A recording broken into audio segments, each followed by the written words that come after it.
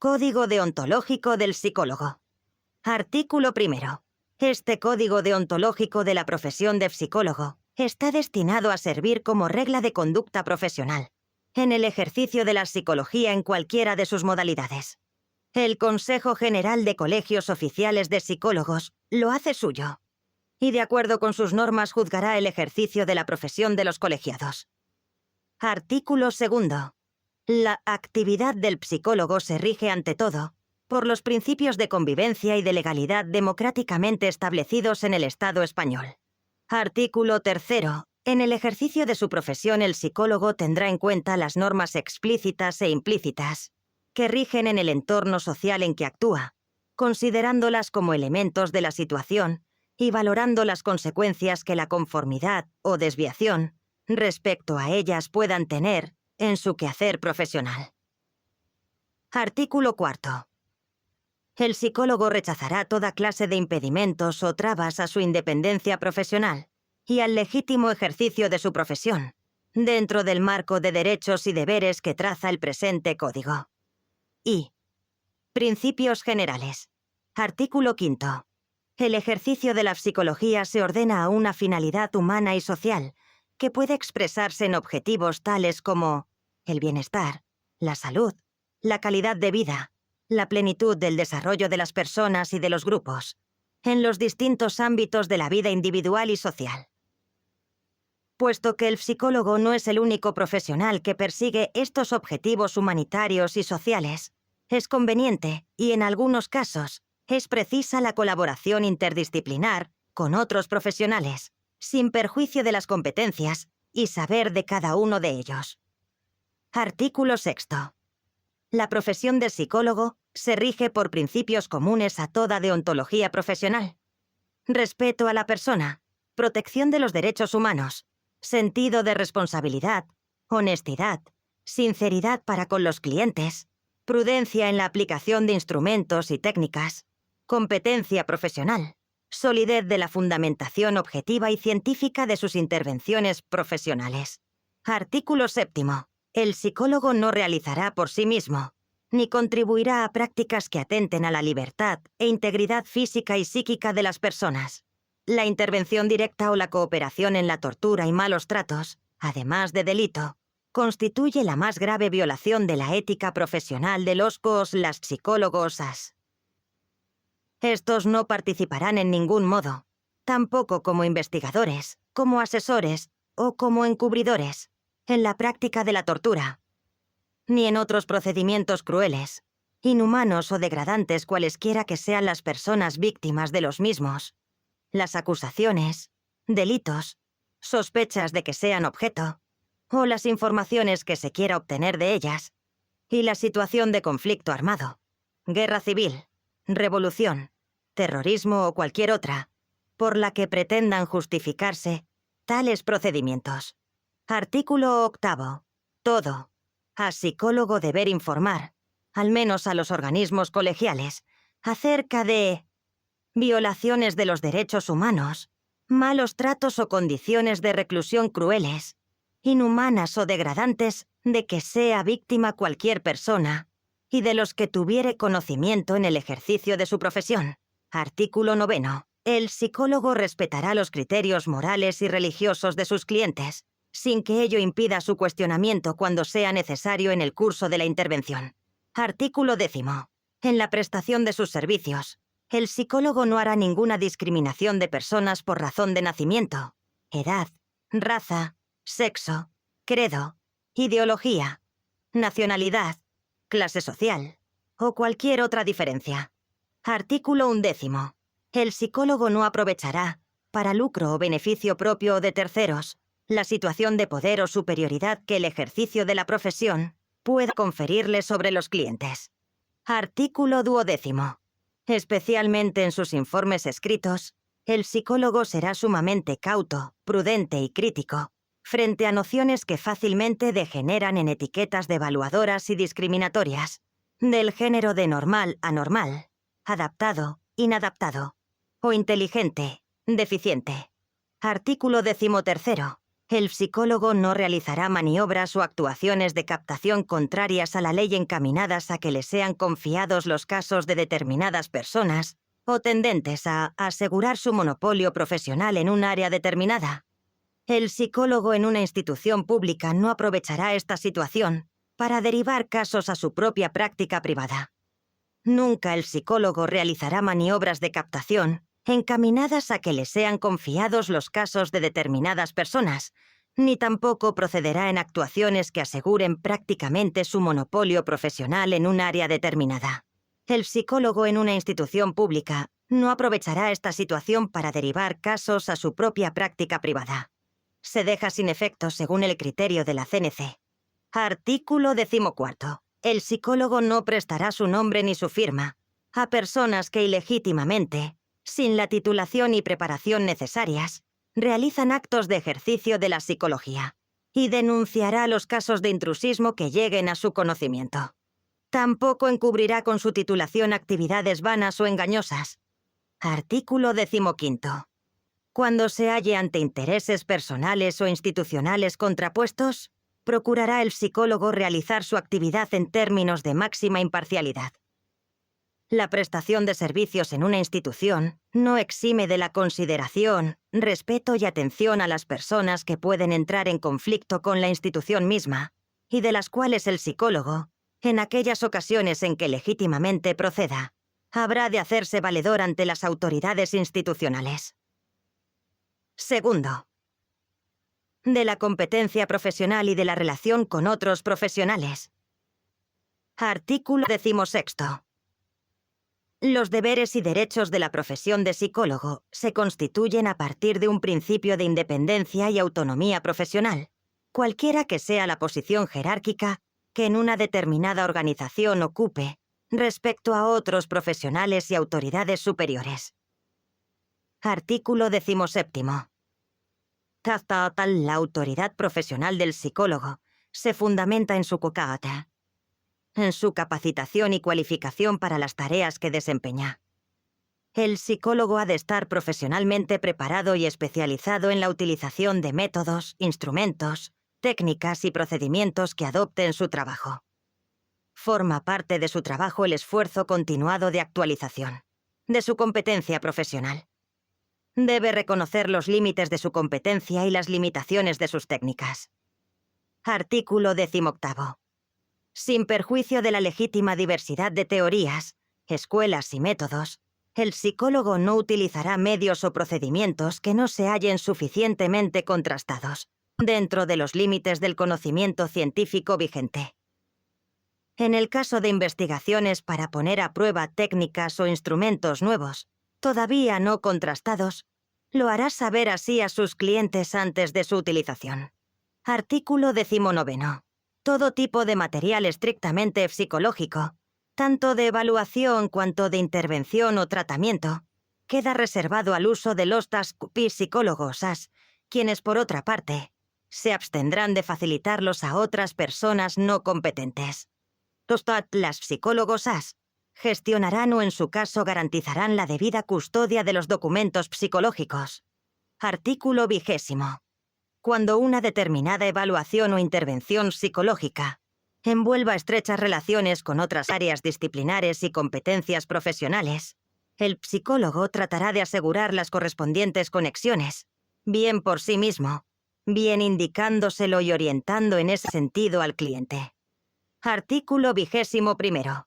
El ejercicio de la psicología no deberá ser mezclado, ni en la práctica, ni en su presentación pública, con otros procedimientos y prácticas ajenos al fundamento científico de la psicología, cuando tal prohibición esté prevista legalmente.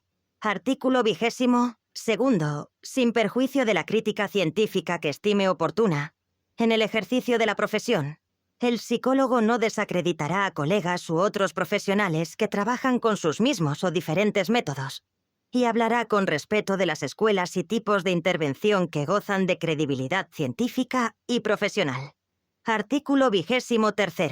El ejercicio de la psicología se basa en el derecho y en el deber de un respeto recíproco entre el psicólogo y otras profesiones, especialmente las de aquellos que están más cercanos en sus distintas áreas de actividad. Tercero. De la intervención. Artículo 24. El psicólogo debe rechazar llevar a cabo la prestación de sus servicios cuando haya certeza de que puedan ser mal utilizados o utilizados en contra de los legítimos intereses de las personas, los grupos, las instituciones y las comunidades. Artículo 25. Al hacerse cargo de una intervención sobre personas, grupos, instituciones o comunidades, el psicólogo ofrecerá la información adecuada sobre las características esenciales de la relación establecida, los problemas que está abordando, los objetivos que se propone y el método utilizado. En caso de menores de edad o legalmente incapacitados, se hará saber a sus padres o tutores. En cualquier caso, se evitará la manipulación de las personas y se tenderá hacia el logro de su desarrollo y autonomía. Artículo 26. El psicólogo debe dar por terminada su intervención y no prolongarla con ocultación o engaño, tanto si se han alcanzado los objetivos propuestos, como si tras un tiempo razonable aparece que, con los medios o recursos a su disposición, es incapaz de alcanzarlos. En este caso indicará a la persona, grupo, institución o comunidad que otros psicólogos o que otros profesionales pueden hacerse cargo de la intervención. Artículo 27. El paciente tendrá plena libertad para concertar los servicios profesionales de un psicólogo y para resolver dicha intervención con objeto de acudir a otro psicólogo o profesional. En este último caso, el psicólogo podrá negarse a simultanear su intervención con otra diferente realizada por otro profesional. Por ninguna razón se restringirá la libertad de abandonar la intervención y acudir a otro psicólogo o profesional. Antes bien, se favorecerá al máximo la capacidad de decisión bien informada del cliente. El psicólogo puede negarse a simultanear su intervención con otra diferente realizada por otro profesional. Se deja sin efecto según el criterio de la CNC. Artículo 28.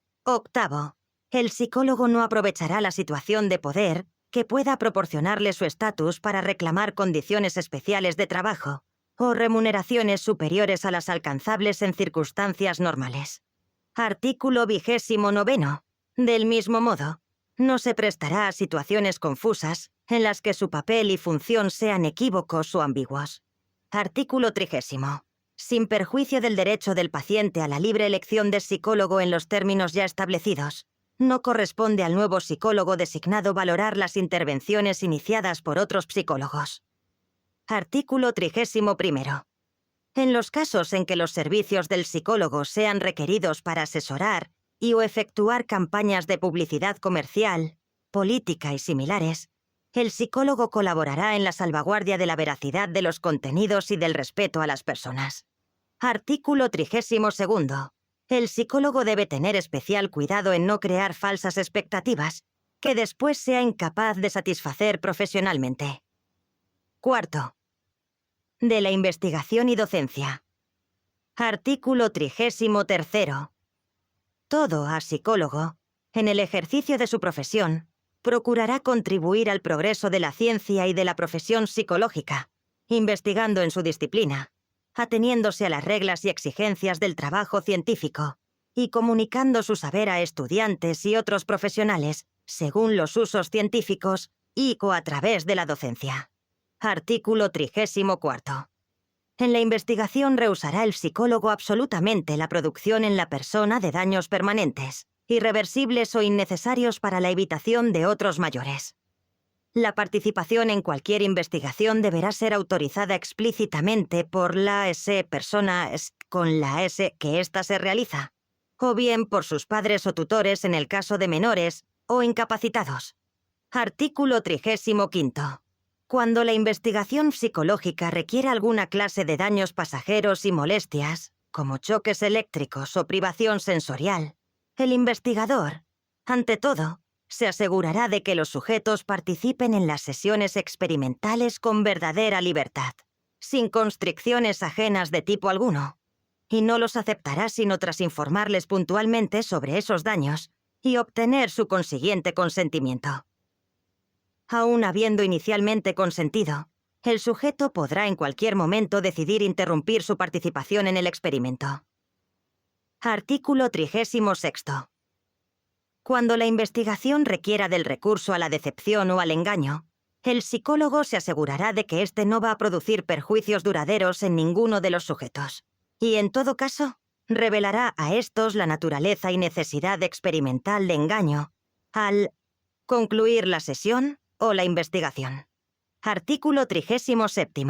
La investigación psicológica, ya experimental, ya observacional en situaciones naturales, se hará siempre con respeto a la dignidad de las personas, a sus creencias, su intimidad, su pudor, con especial delicadeza en áreas, como el comportamiento sexual, que la mayoría de los individuos reserva para su privacidad, y también en situaciones de ancianos, accidentados, enfermos, presos, etc., que además de cierta impotencia social entrañan un serio drama humano que es preciso respetar, tanto como investigar. Artículo 38. La experimentación con animales. Evitará también, o reducirá al mínimo, los sufrimientos, daños y molestias que no sean imprescindibles y justificables en atención a fines de reconocido valor científico y humano.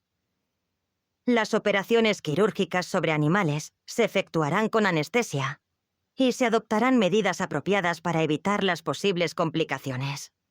El personal directamente implicado en la investigación con animales seguirá en su práctica los procedimientos de alojamiento, manejo experimental y eliminación eutanásica de los animales, que se recogen en la Guía para la Conducta Ética en el Cuidado y Utilización de Animales, editada por el Colegio Oficial de Psicólogos, y que se atiene a las normas internacionales. B. De la obtención y uso de la información. Artículo 39. En el ejercicio de su profesión, el psicólogo mostrará un respeto escrupuloso del derecho de su cliente a la propia intimidad. Únicamente recabará la información estrictamente necesaria para el desempeño de las tareas para las que ha sido requerido, y siempre con la autorización del cliente. Artículo 40. Toda la información que el psicólogo recoge en el ejercicio de su profesión, sea en manifestaciones verbales expresas de sus clientes, sea en datos psicotécnicos o en otras observaciones profesionales practicadas, está sujeta a un deber y a un derecho de secreto profesional, del que solo podría ser eximido por el consentimiento expreso del cliente. El psicólogo velará porque sus eventuales colaboradores se atengan a este secreto profesional. Artículo 41. Cuando la evaluación o intervención psicológica se produce a petición del propio sujeto de quien el psicólogo obtiene información, ésta solo puede comunicarse a terceras personas, con expresa autorización previa del interesado, y dentro de los límites de esta autorización.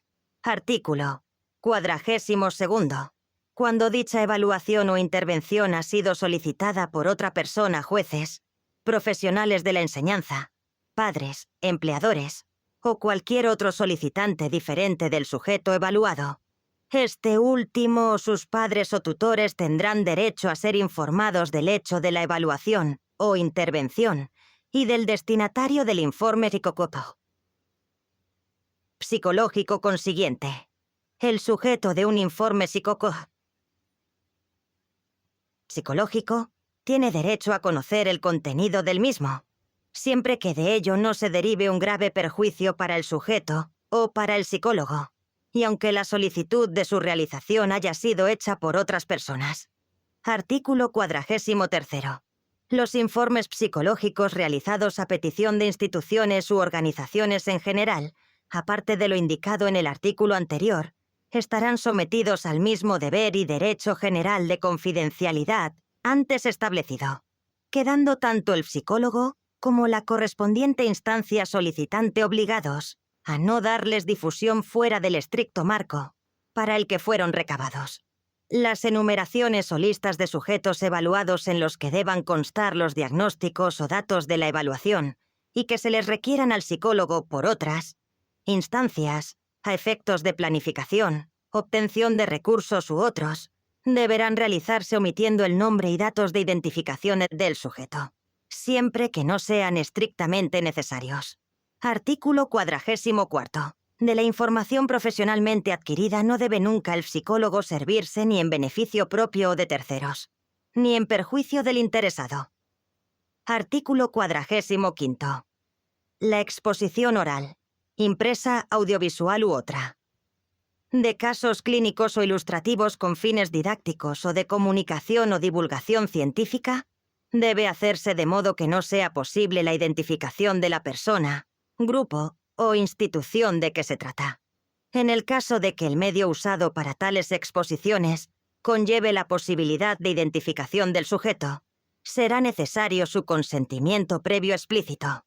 Artículo 46. Los registros escritos y electrónicos de datos psicológicos, entrevistas y resultados de pruebas, si son conservados durante cierto tiempo, lo serán bajo la responsabilidad personal del psicólogo en condiciones de seguridad y secreto que impidan que personas ajenas puedan tener acceso a ellos. Artículo 47. Para la presencia, manifiesta o reservada de terceras personas, innecesarias para el acto profesional, tales como alumnos en prácticas o profesionales en formación, se requiere el previo consentimiento del cliente. Artículo 48. Los informes psicológicos habrán de ser claros, precisos, rigurosos e inteligibles para su destinatario. Deberán expresar su alcance y limitaciones, el grado de certidumbre que acerca de sus varios contenidos posea el informante, su carácter actual o temporal, las técnicas utilizadas para su elaboración, haciendo constar en todo caso los datos del profesional que lo emite. Artículo 49. El fallecimiento del cliente o su desaparición. En el caso de instituciones públicas o privadas libera al psicólogo de las obligaciones del secreto profesional. Z. De la publicidad. Artículo 50. Los profesionales colegiados habrán de ajustar su conducta en materia de comunicaciones comerciales a lo dispuesto en la ley.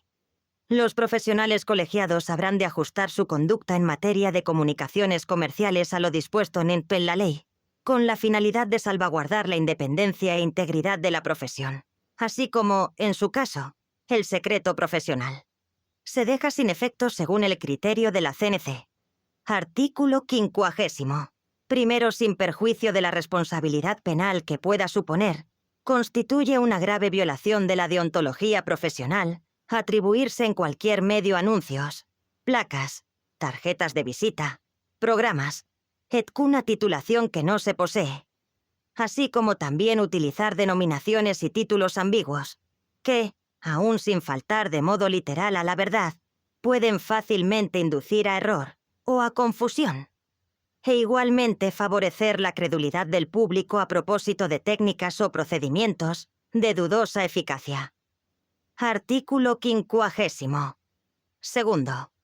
Como tal psicólogo puede tomar parte en campañas de asesoramiento e información a la población con fines culturales, educativos, sanitarios, laborales u otros de reconocido sentido social. Artículo 50.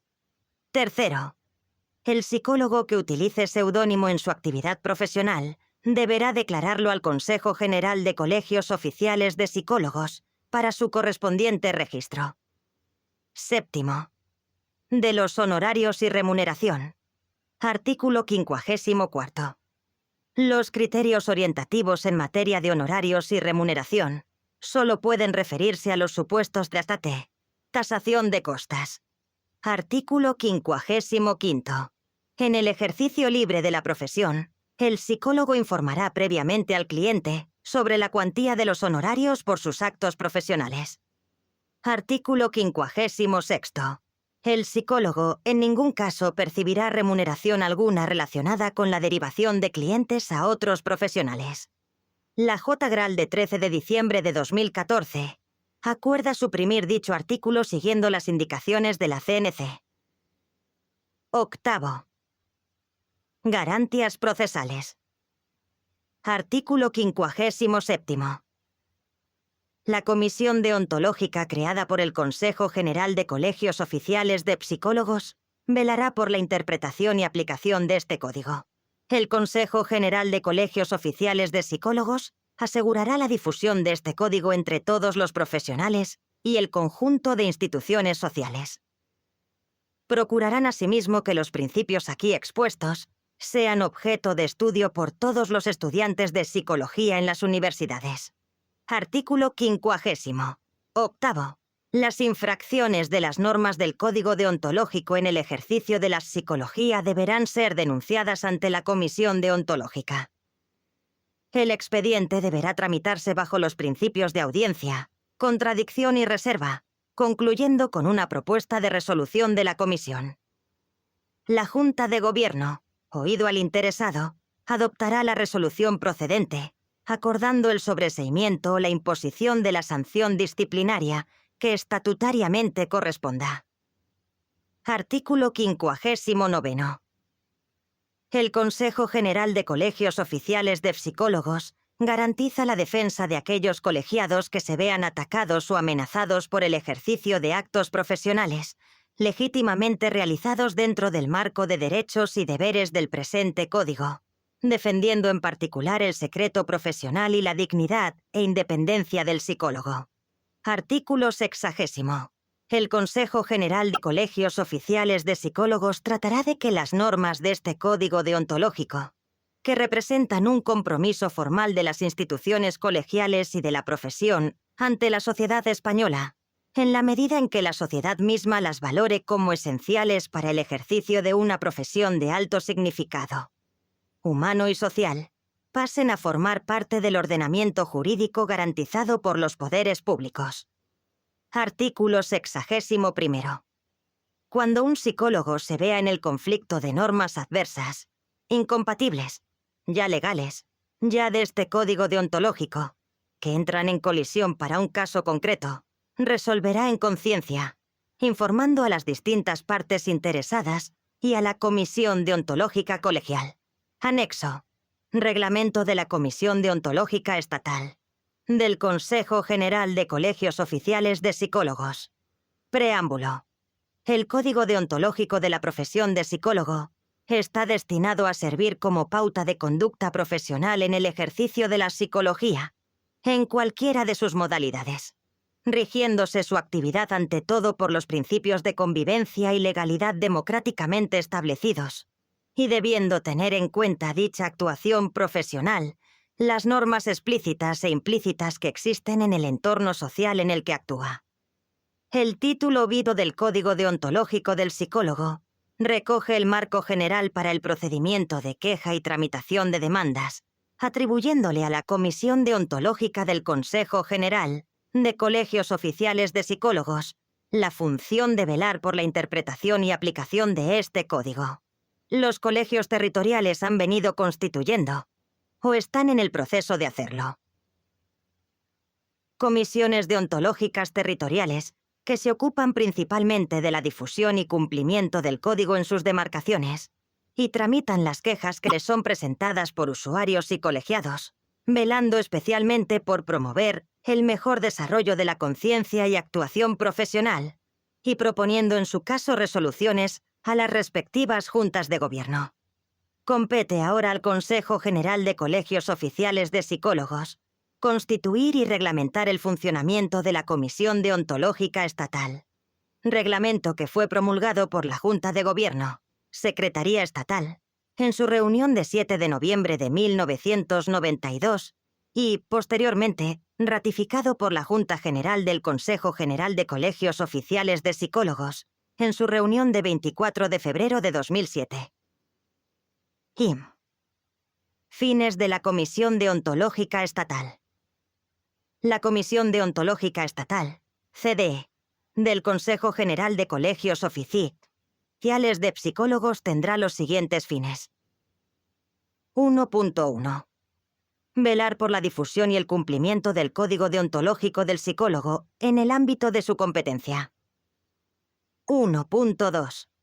Promover y coordinar la actividad de las comisiones deontológicas de los colegios territoriales. 1.3. Asumir las competencias de las comisiones deontológicas territoriales en los siguientes supuestos. En tanto no hayan sido constituidas. Cuando la Comisión Deontológica Territorial acuerde su incompetencia y se inhiba en favor de la Comisión Deontológica Estatal.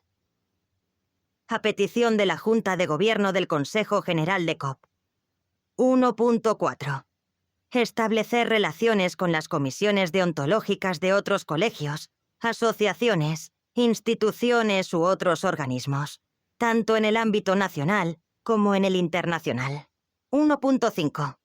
Tramitar y proponer resoluciones en segunda instancia de los expedientes deontológicos que les sean remitidos por los colegios o a propuesta de la Junta de Gobierno del Consejo General de COP. 1.6. Asumir el conocimiento de las demandas deontológicas en las cuales existan conflictos de competencia territorial entre dos o más colegios. Bueno, composición, duración y renovación de la Comisión Deontológica Estatal. 2.1.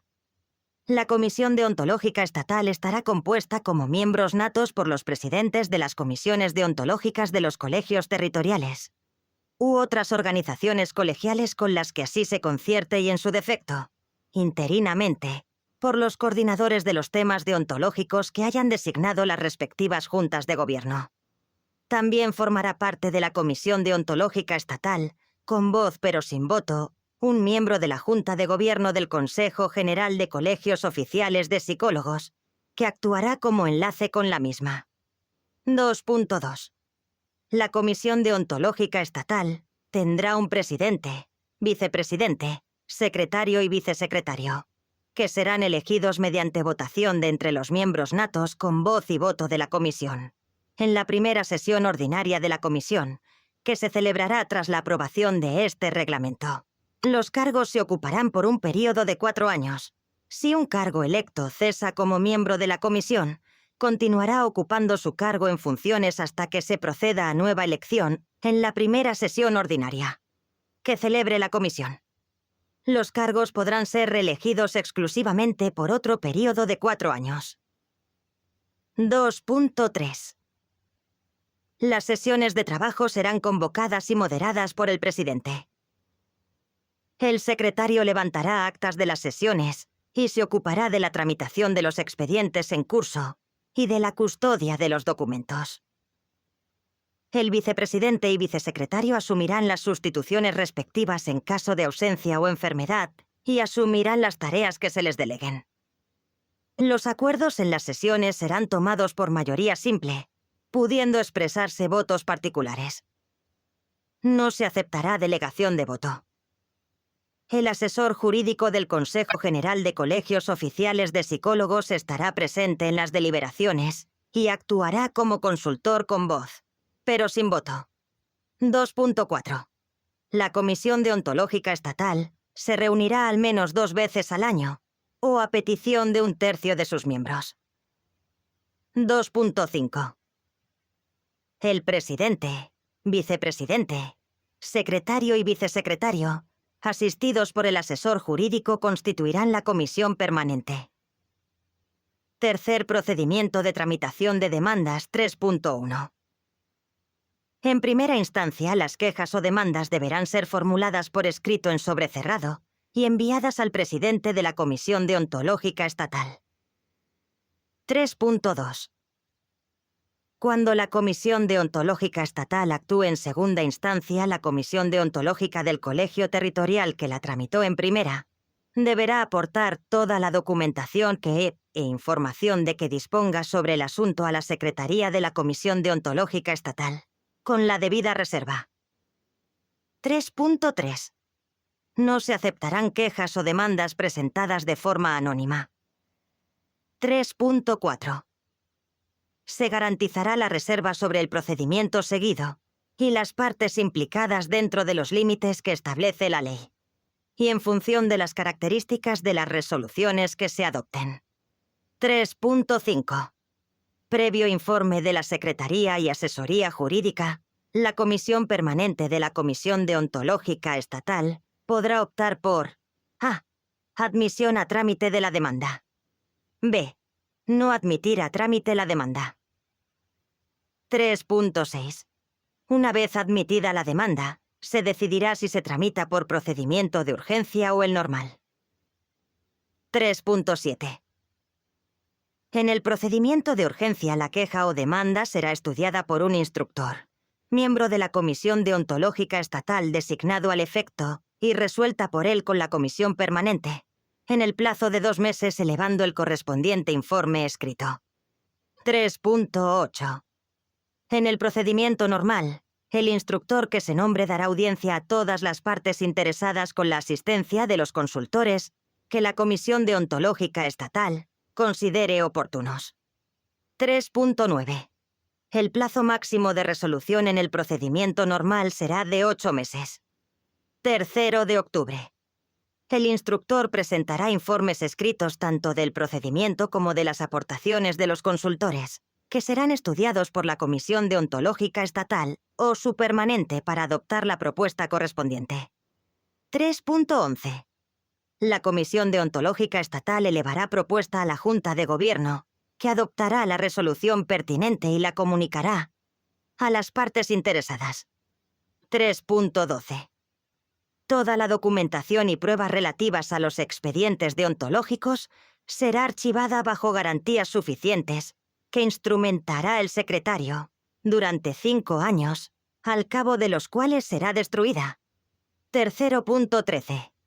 Para facilitar el desarrollo de investigaciones sobre temas de deontología y psicología, el secretario elaborará resúmenes de tipo científico profesional para todos y cada uno de los expedientes tramitados, con la debida garantía de confidencialidad y reserva, posibilitando formar una casuística ética. Dichos resúmenes serán archivados en el Servicio de Documentación del Consejo General de Colegios Oficiales de Psicólogos, pudiendo ser objeto de consulta por los colegiados. 4. Disposiciones finales. 4.1. Toda duda que surja en la interpretación de las anteriores normas será resuelta a criterio de la Comisión Deontológica Estatal. 4.2. Los miembros natos de la Comisión Deontológica Estatal no podrán ser miembros de las juntas de gobierno de los colegios territoriales o del Consejo General de Colegios Oficiales de Psicólogos.